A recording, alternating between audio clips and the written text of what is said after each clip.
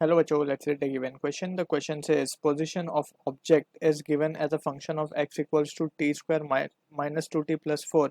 We need to find velocity at t equals to 2 second. Option 1 given at 2 meter per second. Option 2 given at 4 meter per second. Option 3 0. Option 4 6 meter per second.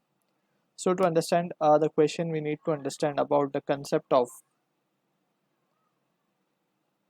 velocity.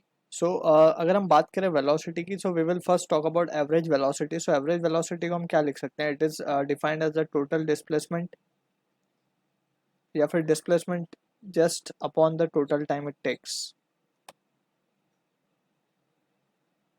ठीक है ना. अब this is the average velocity we have calculated. So इसको हम लिख सकते हैं we average can be written as delta S upon delta T.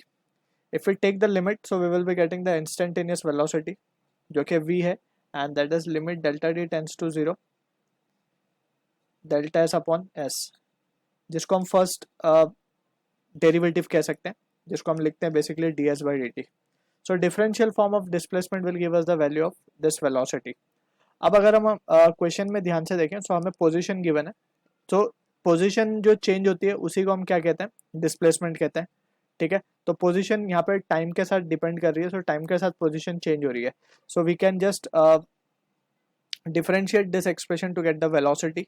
So we can say x is equals to हमें गिवन है 2 स्क्वायर माइनस 2t प्लस 4. ठीक है ना. तो यहाँ पे अगर हम डिफरेंशिएट कर दें विद रिस्पेक्ट टू